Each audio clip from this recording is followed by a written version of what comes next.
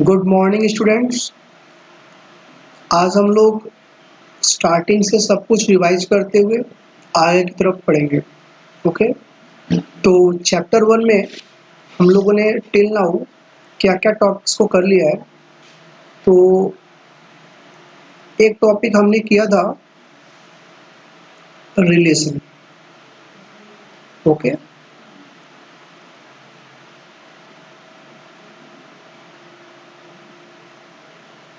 Relation के अंदर हम लोगों ने इसकी सारी डिटेल्स डिस्कस की हुई हैं। ओके, और इस पर बेस्ड हम लोगों ने एनसीईआरटी का एक्सरसाइज 1.1 अच्छे से सॉल्व भी किया हुआ है। ओके, देन बात करते हैं फंक्शंस की। तो इसके बाद जो नेक्स्ट टॉपिक था हमारा वो था one one function.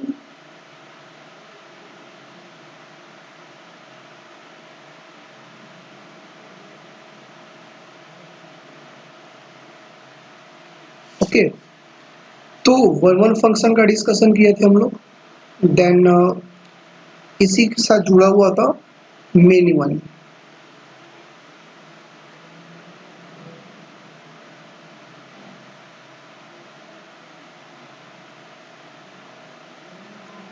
One one function को हम लोग वन टू वन फंक्शन भी कहते हैं और मेनी वन फंक्शन को हम लोग मेनी टू वन फंक्शन भी कहते हैं। ओके, इन दोनों के बीच क्या डिफरेंसेस हैं ये ऑलरेडी आपके पास अवेलेबल है। इसका आप लोग एक टैबुलर फॉर्मेट बना लीजिएगा।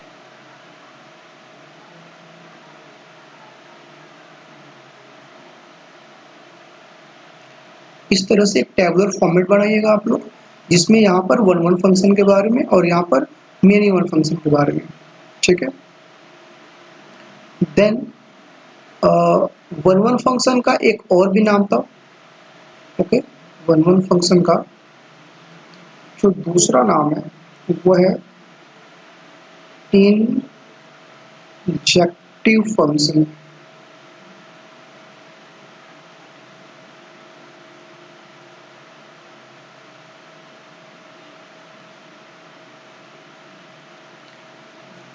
तो आपको दोनों नाम को ध्यान में रखना है, क्योंकि दोनों नाम से इसको क्वेश्चन में पूछा जा सकता है आपसे। One one injective function, many one function का कोई दूसरा नाम नहीं है। ओके, देन इसके बाद हम लोगों ने डिस्कस किया था ऑन टू फंक्शन।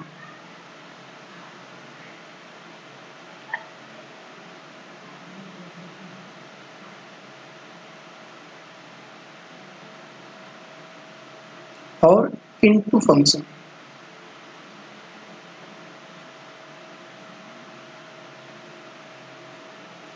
इसको भी आप टेबुलर फॉर्म में कर लेंगे।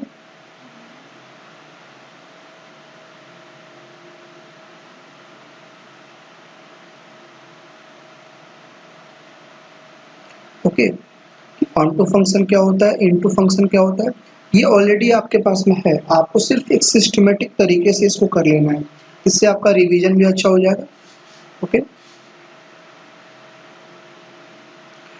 अच्छा, ऑन टू फंक्शन का कुछ नाम भी था, दूसरा नाम याद है किसी को? ऑन टू फंक्शन का क्या नाम था? सरजेक्टिव। ऑन टू फंक्शन का दूसरा नाम था सरजेक्टिव फंक्शन।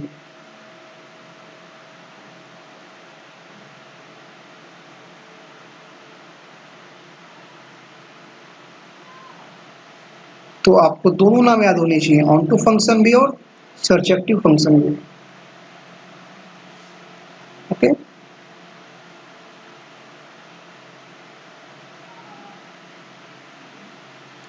देन अगर कोई फंक्शन वन वन भी हो और साथ ही साथ ऑन टू भी हो,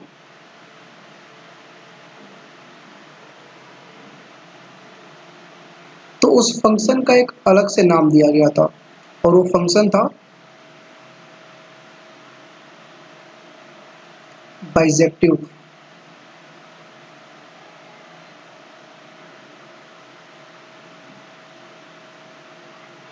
मीन्स अगर कोई फंक्शन ऑन वन भी है और वो फंक्शन ऑन टू भी है तो उस फंक्शन को हम लोग क्या बोल सकते हैं, बाइजेक्टिव फंक्शन।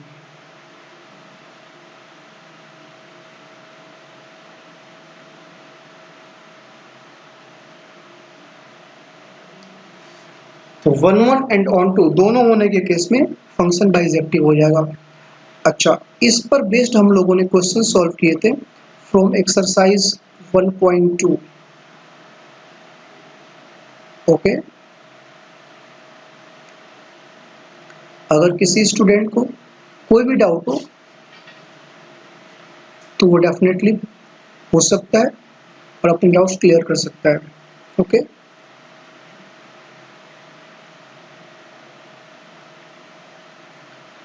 देन इस एक्सरसाइज के बाद हम लोगों ने अगला टॉपिक स्टार्ट किया था जो था composition of functions. Okay, next topic was composition of functions.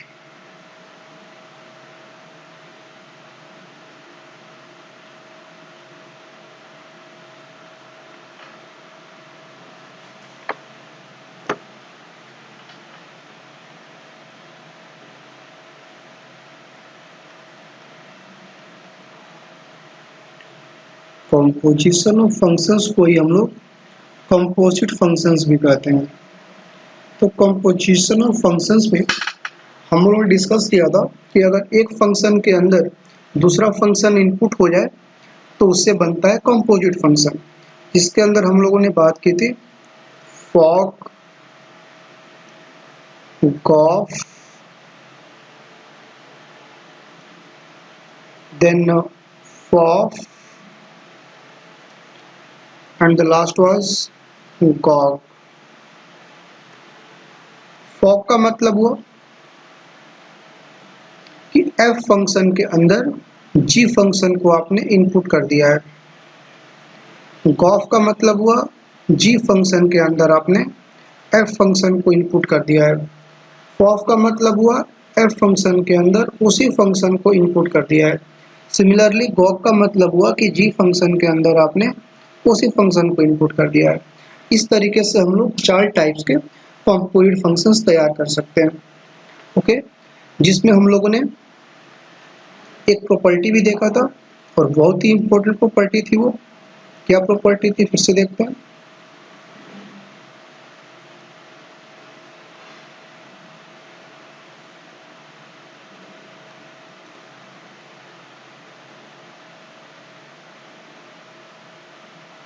Property था कि जनरली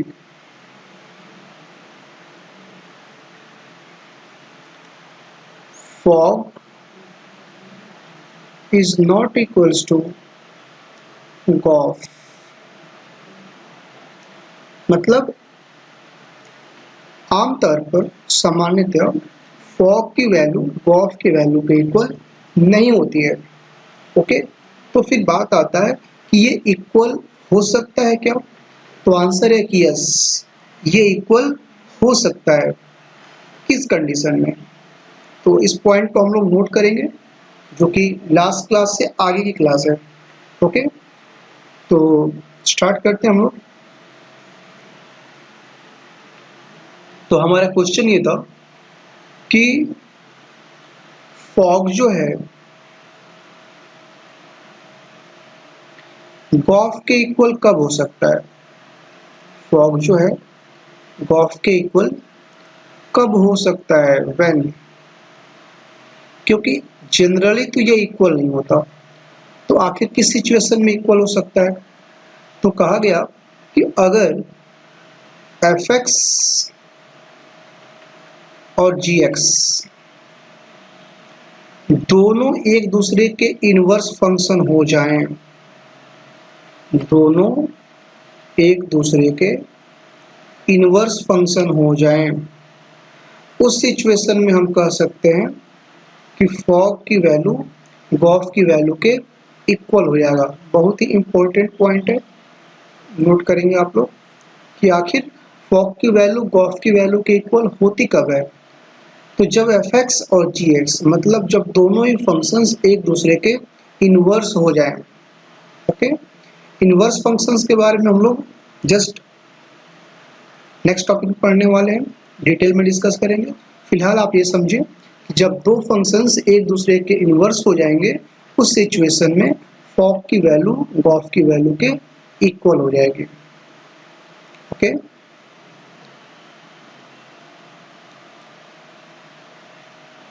नेक्स्ट जो प्रॉपर्टी है वो ये है, f of g of h and f of g of h. अगर हम ब्रैकेट को स्टार्टिंग में लगाएं,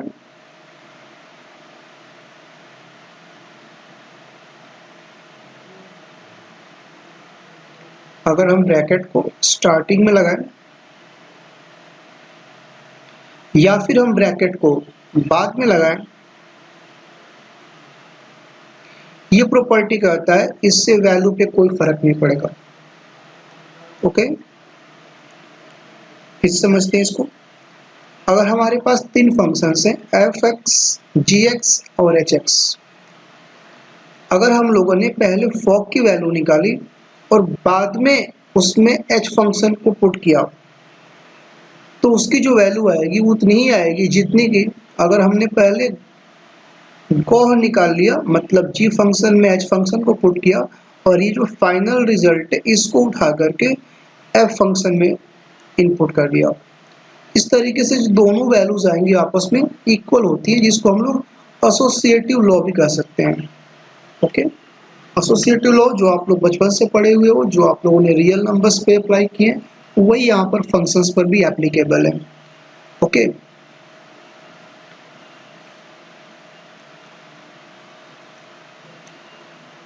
अब बात आती है कि इन्वर्टिबल फंक्शंस क्या होंगे और इन्वर्टिबल फंक्शन कब एग्जिस्ट करेंगे, क्या हर फंक्शन के इनवर्स एग्जिस्ट कर सकते हैं, इस पर बात करते हैं।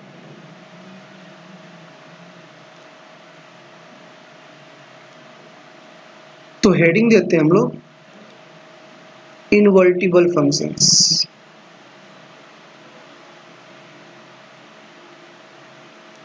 Okay,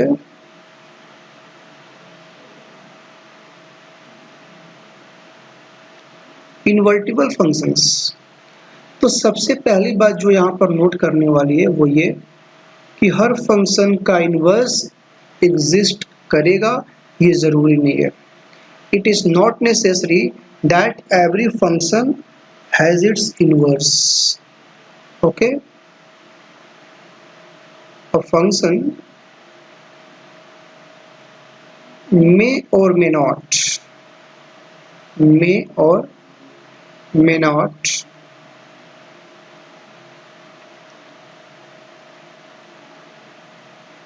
be invertible।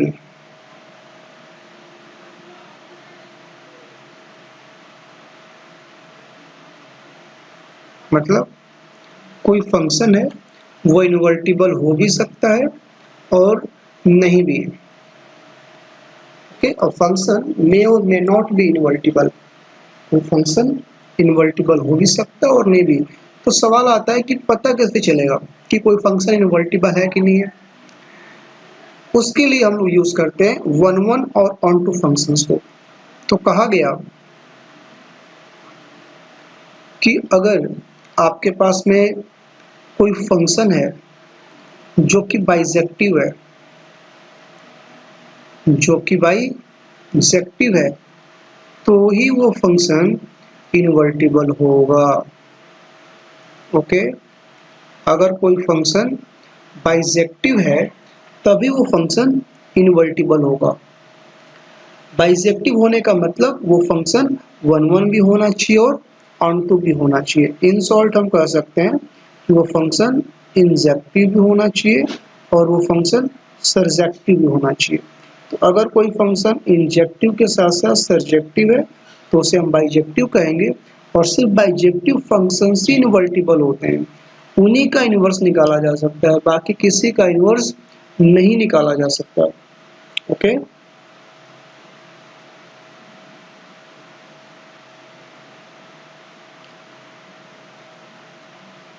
अब अब देखते हैं हम लोग कि अगर दो फंक्शंस एक दूसरे के इनवर्स हैं तो ग्राफिकली वो क्या रिप्रेजेंट कर रहे हैं।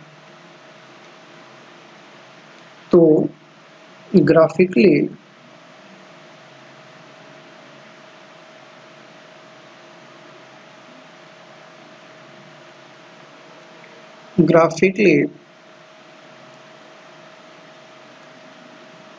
invertible functions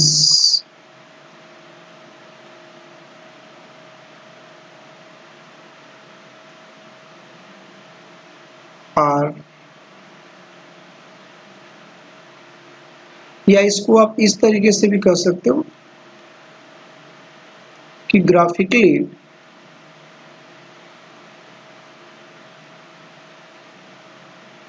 if fx and gx are inverse of each other, are inverse of each other,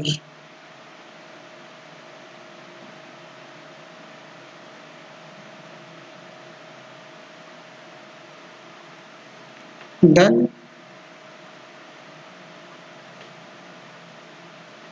they are graphs are mirror images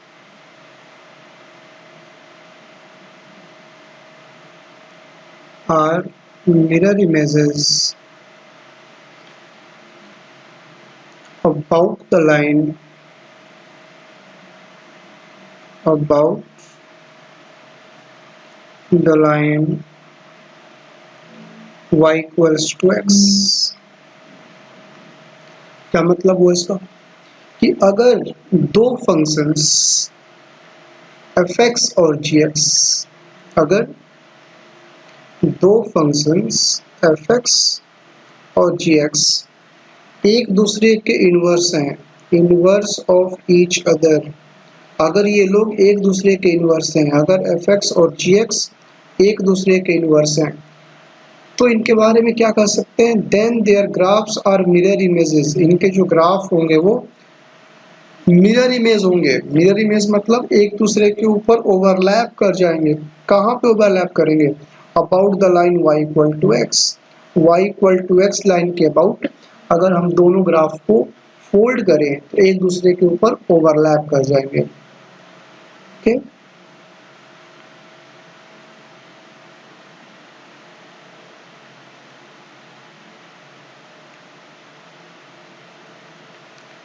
जैसे फॉर एग्जाम्पल हमारे पास कोई फंक्शन है fx equals to e raise to the power x and कोई दूसरा function है gx is equal to ln x। ln x से confuse ना हो आप लोग, ये log है, बस इसका बेस स्पेसिफिक हो गया है, इसका बेस हम लोगों ने ई ले लिया है। ई के बारे में तो आपको अच्छे से मालूम होगा, नहीं मालूम है तो नोट कर लीजिए। ई के बारे में ये जो ई लगा हुआ है इसको आपने कहीं ना कहीं जरूर देखा होगा, इसके बारे में थोड़ा सा बात कर लेते हैं। ई क्या है, ठीक है, व्हाट इज ई, बहुत ही छोटी और बेसिक बात है लेकिन इसको जानना बहुत जरूरी है, अदरवाइज कैलकुलस में आपको परेशानी हो सकती है। ई क्या है, सबसे पहली बात कि ई जो है एक इरेशनल नंबर है। ई क्या है, एक इरेशनल नंबर है, इरेशनल नंबर। इरेशनल नंबर के बारे में तो आप लोग बहुत अच्छे से जानते हैं, जिसका डेसिमल ना तो टर्मिनेट होगा ना ही रिपीट होगा। Okay, irrational number. अच्छा, इसका नाम क्या है, तो इसका नाम है नेपियर कांस्टेंट। ये सब आप लोग अपने फेयर कॉपी में नोट्स बनाइएगा, नेपियर कांस्टेंट। ओके, अब नेपियर कांस्टेंट नाम कैसे पड़ा, तो इंग्लैंड में एक मैथमेटिशियन थे जिनका नाम था जॉन नेपियर। जॉन नेपियर ये एक मैथमेटिक्स टीचर थे यूके इंग्लैंड में, और इन्होंने लॉगरिदम बनाया था। और लॉगरिदम या जिसको सॉर्टेड लॉग बोलते हैं हम लोग, का बहुत ज़्यादा यूज़ है मैथमेटिक्स में। आप लोगों ने 11 में भी देखा होगा, 12th में भी देखोगे, उसके बाद भी देखोगे। तो इनके कंट्रीब्यूशन की वजह से इनके नाम पर एक कांस्टेंट बना दिया गया जिसको बोला गया नेपियर कांस्टेंट। ओके, अच्छा फिर थोड़ी सी इसकी वैल्यू के बारे में बात कर लेते हैं। इसकी वैल्यू कितनी है? तो नेपियर कांस्टेंट की वैल्यू अप्रोक्सीमेटली, ये सिंबल है अप्रोक्सीमेटली का, अप्रोक्सीमेटली इसकी वैल्यू होती है 2.718। ये एग्जैक्ट वैल्यू नहीं है, अप्रोक्स वैल्यू है। Okay, 2.718 is the approx value of Napier constant, या फिर इसको हम लोग ई बोलते हैं शॉर्ट में। ओके, तो जब भी किसी लॉग में बेस ई लगाते हैं तो उसको शॉर्ट में लिखने का तरीका है lnx, और ये स्टैंडर्ड तरीका है। तो आप लोग इसकी हैबिट डालिए। lnx means log x to the base e. Okay, और log x to the base e इसको हम लोग बोलते हैं नेचुरल लॉग। ओके, इसको पढ़ते हैं हम लोग नेचुरल लॉग।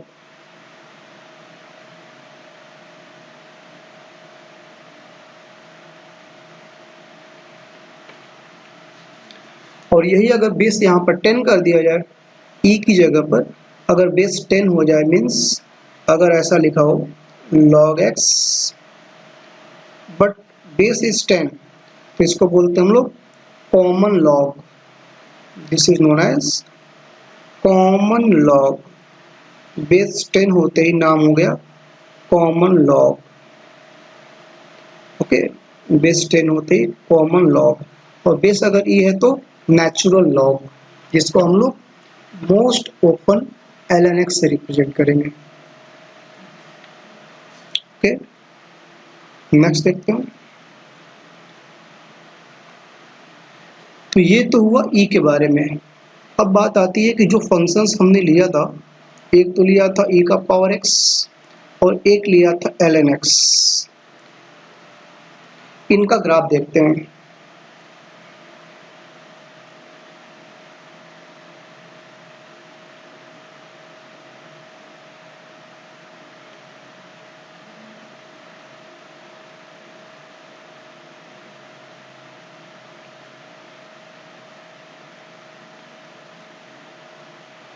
तो अगर हम बात करें e raise to the power x इसके ग्राफ की, तो इसका ग्राफ कुछ इस तरीके से,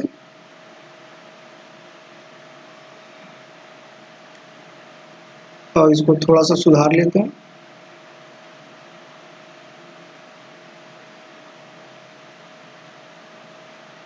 कुछ इस तरीके से e raise to the power x का ग्राफ है, जो कि वाई एक्सिस को, बताइए आप लोग कहाँ पर इंटरसेक्ट करेगा? अपने कॉपी में लिखिए, कहाँ पर काटेगा वाई एक्सिस को? 0,1 पे। जिन लोगों ने लिख लिया बहुत अच्छी बात है, इसका मतलब आप लोगों ने अच्छे से पढ़ाई कर रहे हैं आप लोग, वेरी गुड। जो लोग नहीं लिख पाए वो लोग परेशान ना हो, अपनी पढ़ाई को अच्छे से फोकस करें, वो लोग भी लिख पाएंगे। और अगर हम इसको पीछे बढ़ाते हैं तो क्या आपको लगता है कि ये एक्स एक्सिस को टच कर लेगा? तो जवाब है नहीं, एक्स एक्सिस को कभी टच नहीं करता ये। ठीक है, और इसलिए यहाँ पर हम लोग एक वर्ड यूज करते हैं जिसका नाम है असिम्प्टोट। असिम्प्टोट,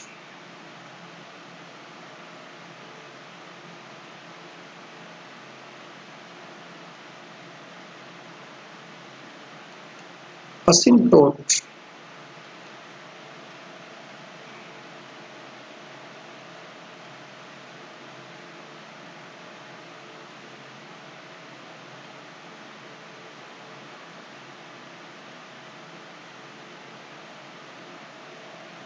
ठीक।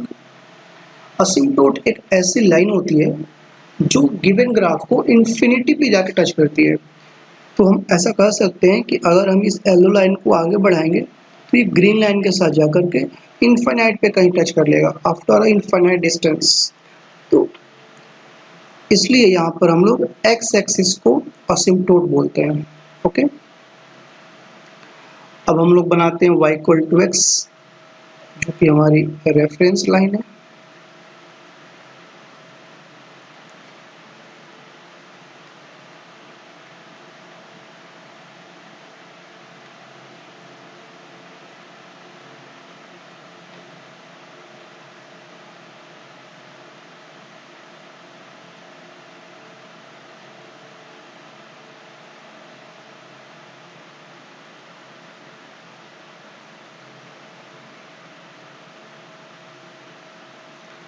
अब हम लोग बनाते हैं ln x।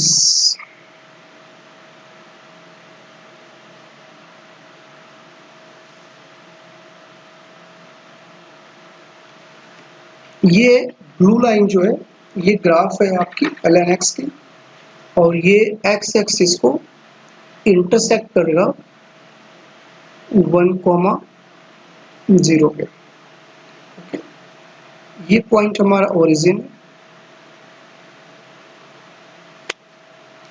अब आप ध्यान से देखिए, अगर हम इस रेड लाइन के अबाउट इस पेज को फोल्ड करेंगे तो ये जो येलो वाली ग्राफ है वो ब्लू वाली ग्राफ को एग्जैक्टली ओवरलैप कर लेगी। तो इस वजह से हम कह सकते हैं कि e का पावर x जो फंक्शन है और ln x जो फंक्शन है वो एक दूसरे के इनवर्स फंक्शंस हैं, एक दूसरे के इनवर्स फंक्शंस हैं। Okay,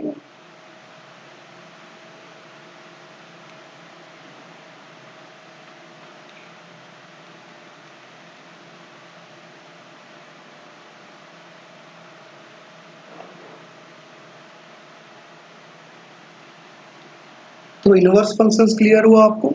y equal to x line के अबाउट ये रेड वाली जो लाइन है वो है y इक्वल टू एक्स की line. y equal to x line के अबाउट दोनों के ग्राफ एक दूसरे के मिरर इमेज हैं, इसलिए ये लोग इनवर्स ऑफ ईच अदर हैं। ओके,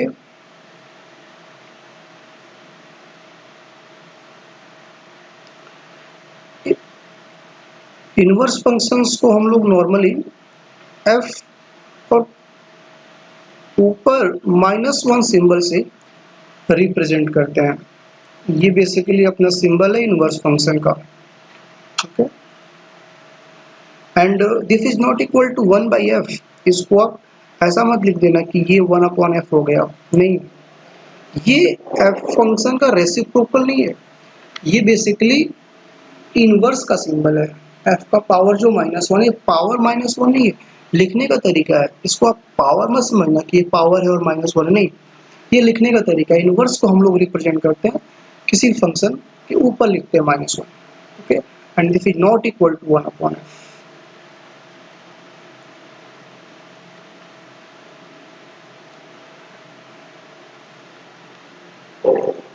अच्छा, अगर दो फंक्शन एक दूसरे के इनवर्स हों तो होता क्या है?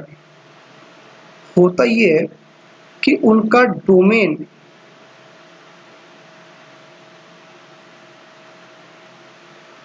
और रेंज इंटरचेंज हो जाता है। डोमेन और रेंज इंटरचेंज हो जाता है। अब इसका क्या मतलब है? इसका मतलब ये हुआ कि fx का जो भी डोमेन था, अब ये क्या बन जाएगा? ये बन जाएगा range of gx। Okay, fx function का कुछ डोमेन रहा होगा, वो अब क्या बन जाएगा? रेंज ऑफ gx, gx का रेंज बन जाएगा। और इसका जो रेंज था fx फंक्शन का, जो भी इसका रेंज था, अब वो क्या बन जाएगा? That will become domain for the function g x, ये बन जाएगा domain of g x. Okay, तो ये सबसे काम की बात है, इसको अच्छे से नोट करना आप लोग कि एफ एक्स फंक्शन का डोमेन जी एक्स फंक्शन के लिए रेंज बन जाता है और एफ एक्स फंक्शन का रेंज जी एक्स फंक्शन के लिए डोमेन बन जाता है। जैसे अभी जो एग्जांपल लिया गया जिसमें एक फंक्शन था e का पावर x और एक फंक्शन था ln x।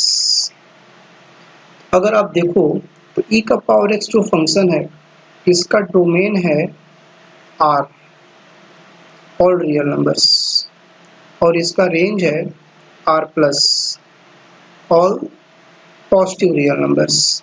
जबकि ln x ये जो फंक्शन है इसका जो डोमेन है वो है r प्लस, सिर्फ पॉजिटिव नंबर से लॉग के अंदर अलाउड है, जबकि इसका जो रेंज है वो कोई भी रियल नंबर हो सकता है। अब आप ध्यान से देखिए कि ये दोनों फंक्शन एक दूसरे के इनवर्स हैं। किस आधार पे कह सकते हैं, आप देखिए इसका जो डोमेन है वो इसके रेंज के इक्वल हो गया और इसका जो रेंज है वो इसके डोमेन के इक्वल हो गया। मतलब इनके डोमेन और रेंज आपस में इंटरचेंज हो गए हैं। जो इसका डोमेन था वो इसका रेंज हो गया है, जो इसका रेंज था वो इसका डोमेन हो गया है। ओके,